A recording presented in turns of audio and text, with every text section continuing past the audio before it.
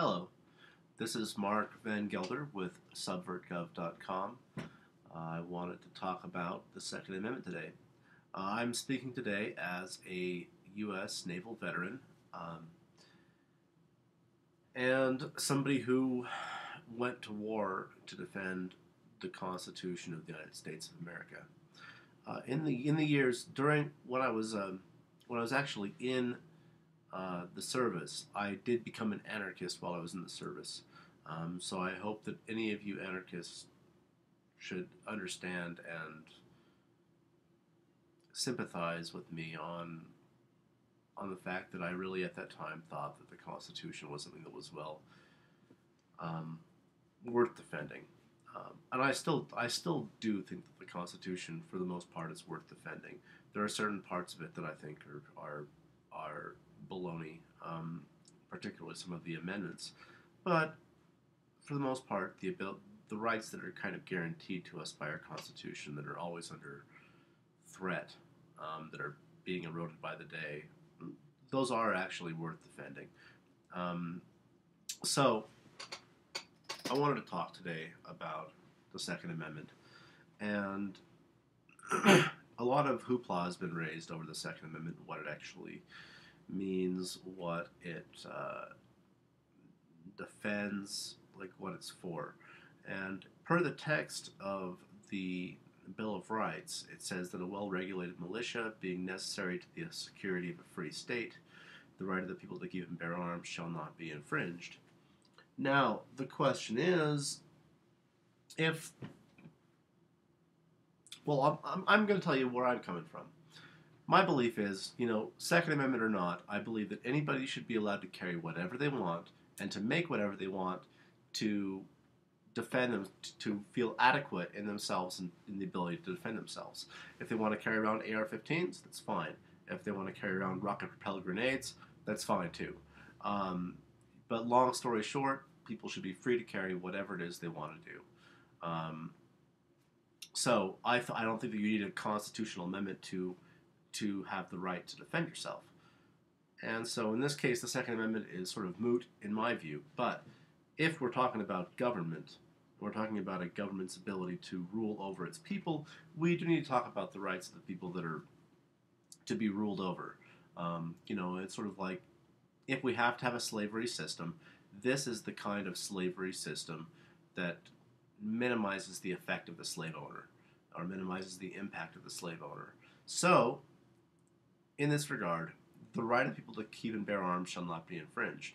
If we're talking about the Second Amendment, and you say that, well, people can carry pistols, but not AR-15s, or semi-automatics, or shotguns, Well, I know shotguns aren't really in the debate today, but they may be soon. But basically, sorry, I'm tired. It's like midnight. I'm really tired. But if you're going to ban a certain type of weapon, it doesn't technically violate the Second Amendment, because you are still allowing people to keep and bear arms. Now, you are defining which arms the person can and cannot bear. And this is where I think gun control advocates, in my view, should sort of turn towards anarchy, should turn towards the idea that, the government doesn't have the right to tell me by the threat of violence what I can and cannot use to defend myself.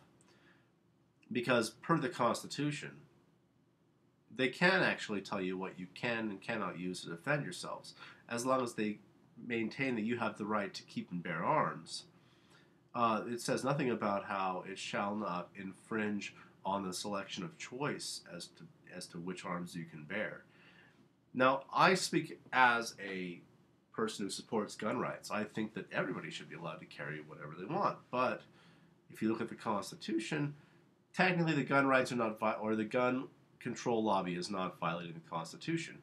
In which case, you should abandon your love of the Constitution and instead embrace the idea of natural rights. People have the right to defend themselves, and I think gun rights advocates should say that the Constitution itself doesn't guarantee that. Even the Second Amendment doesn't guarantee that people can carry whatever they want to defend themselves. And so, the Constitution, while it was actually well written, has a lot of verbose loopholes associated with it. Like you can say, well, if I'm still allowing people to own pistols, then I'm not infringing on their right to bear arms. And that's technically true. You're not infringing on their right to bear arms if you ban certain things, but keep other things legal. I mean, they still have the right to purchase, Glocks or whatever. But, you know, I'd say I would tell to constitutionalists, look beyond the Constitution, because the Constitution is extremely flawed. And when you have a document that is written by a person or a group of people, no matter how well it is written, there are going to be plenty of legal loopholes. And it's almost like I kind of wish there were a lot more lawyers that were associated with the creation of the document of the Constitution, because if there were more lawyers working, they would definitely be able to tell you what the legal loopholes are in that Constitution, and the founders would have been able to better elaborate on what it is they're talking about. So, long story short, the Constitution does not guarantee your right to an AR-15. However, I do support people having an AR-15 should they choose, because I believe in natural rights. I believe in the ability to defend yourself. So stop talking about the Second Amendment, because that's irrelevant. What you should really be talking about is the right to defend yourself in the manner you see appropriate. It has nothing to do with the Second Amendment. It has everything to do with anarchy and freedom. Thank you.